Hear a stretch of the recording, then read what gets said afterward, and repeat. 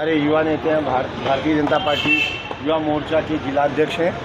इन्होंने माहिम की जनता के लिए भारतीय जनता पार्टी के बैनर तले बहुत काम किया है और ये अपने माहिमकर के नाते जनता के प्रति निष्ठावंत और ईमानदार हैं। इसलिए वो चाहते हैं कि भारतीय जनता पार्टी के लिए इन्होंने इतना संघर्ष किया है।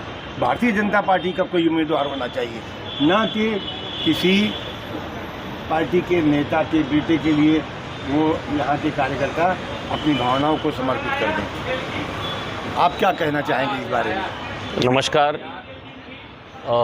मैं भारतीय जनता पार्टी का एक कार्यकर्ता हूँ। भारतीय जनता पार्टी के सभी नेता, वरिष्ठ नेताओं को सादर प्रणाम करता हूँ।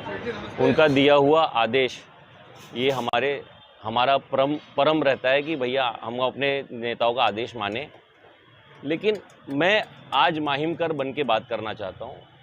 माहिमकर होके और उसके बाद भारतीय जनता पार्टी का कार्यकर्ता होके 2019 में जिस तरह से हमारे मुख्यमंत्री देवेंद्र जी के साथ छल हुआ और इतनी बहुमत सीट आने के बाद उनको जिस तरह से धोखा मिला और उनको मुख्यमंत्री नहीं बनने दिया गया, वो रोष कार्यकर्ताओं में आज भी है। और वो रोष लेके हम ये इलेक्शन में विधानसभा के उतरे थे कि वो आज कहीं ना कहीं हम अपने नेताओं को न्याय देंगे। जनता उनको न्याय देना चाहती है, लेकिन कहीं ना कहीं मुझे अब ऐसा लगता है कि अब वो जो एक ट्रेंड था कि अब राजा का बेटा राजा बनेगा, मैं चाहता हूं कि भारतीय जनता पार्टी और हमारी महायुति की जो सरकार है, जो पार्टी हमारा कोलैबोरेशंस में है, उनके उम्मीदवार जो माहिम में जो खड़े हैं सदा सरवणकर जी, मैं उनसे भी निवेदन करता हूं कि आप निष्पक्ष होकर सीट लड़िए। माहिम की जनता आपके साथ है और माहिम की जनता ये चाहती है कि वापस हमारे देवेंद्र जी, एकनाथ शिंदे जी और अजीत दादा की सरकार महाराष्ट्र में बने। सिर्फ इसलिए कि अगर कोई बड़े नेता, राजनेता का लड़का, मैं उनका बहुत सम्मान कर रहा था और राज साहब ठाकरे हमारे महाराष्ट्र के बड़े नेता हैं, बड़े चेहरे हैं, ठाकरे कुटुंब से आते हैं, उनके अगर लड़के खड़े हैं, बड़ा चेहरा है, निष्पक्ष होकर लड़िए ना, निष्पक्ष होकर लड़िए। और ये चुनावी मैदान है, चुनावी मैदान में हर उम्मीदवार को ये होता है कि भैया हम चुनावी मैदान में उतर रहे हैं और लड़ेंगे, या तो जीत होगी या तो हार होगी।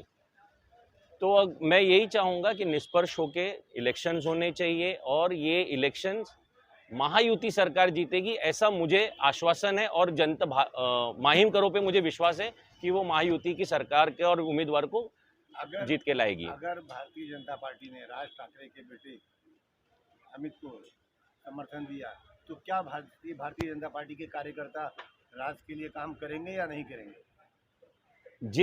जिन्होंने इस बार लोकसभा में 2019 में उन्होंने हमारे प्रधानमंत्री श्री नरेंद्र मोदी जी के खिलाफ लाओ रे तो वीडियो का बड़ा मंच पे कार्यक्रम किया, इस लोकसभा में हमारे को बिना किसी शर्त के समर्थन भी दिया, उसका बहुत स्वागत है।